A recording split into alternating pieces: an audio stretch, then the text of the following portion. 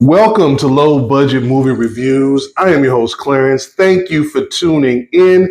Today I want to take a look at a movie called Winnie the Pooh, Blood and Honey. Now, it came out in 2023, I believe, with a budget of like 100,000 and made over 7 million worldwide. Now, with a return like that, of course, a sequel was made. But they took it a step further and they're making this whole universe out of this. Peter Pan, Bambi, Pinocchio. They're all going to be getting their horror treatment, with all of them being in one movie eventually. Now, I saw the plans and I decided to check this one out. So, is this just a cash grab slasher, or is there really something to this? So let me give you guys the setup. Now, they start out with this pretty cool animated short. Christopher Robin comes across these hybrid animals in the woods, and he quickly makes friends with them. Now, he visits them every day, brings them food, they play games, and they build this special bond. But as time goes on, he grows up and he wants to go off to college, so he makes that tough decision to leave his friends. Now, they have to fend for themselves and they feel abandoned. Times get rough and food becomes scarce.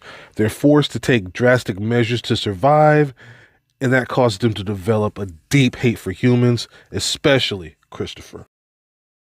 Now, I was wondering how they're going to justify Winnie the Pooh being a killer. And as far as movie reasons go, this isn't bad. This is a good slasher reason. I'm not going to bore you with the details of the plot too much. We get this time jump. We meet this woman that's dealing with some sort of trauma. She decides to go off with her friends in the woods, which just so happens to be the same place where Winnie the Pooh and his gang are actually hanging out. And we get that first confrontation. So let's see how that goes. Then they get to the part that's kind of going to set the tone for the whole movie, that first kill. So how are they going to handle that? Well, we have this chase. A woman's running from something in overalls. Turns out to be this man with a very cheesy Pooh mask. But they do fill two requirements, and a bonus one right off the top. Slashers should always start with the female victim with a nice gory kill.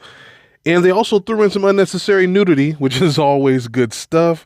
And while that first kill is not original in any way, it is pretty brutal. And it does give us an indication of exactly what kind of movie this is. It's not going to be played for laughs or be too campy. This is going to be a no-holds-barred Friday the 13th type slasher movie in the woods.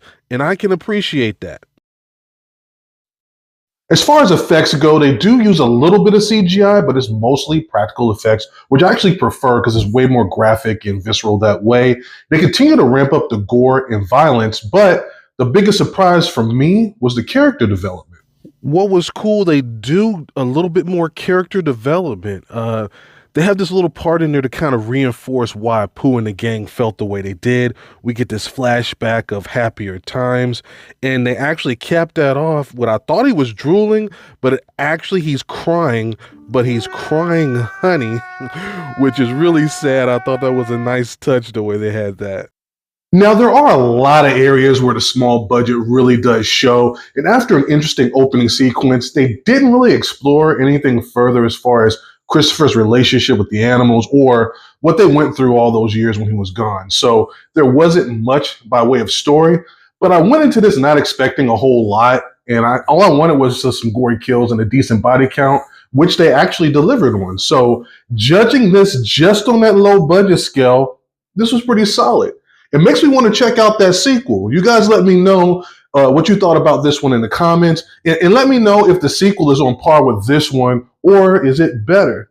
Thank you guys for watching. Please make sure you subscribe and check out all the other content. I appreciate you guys, and I'll see you next time. Peace.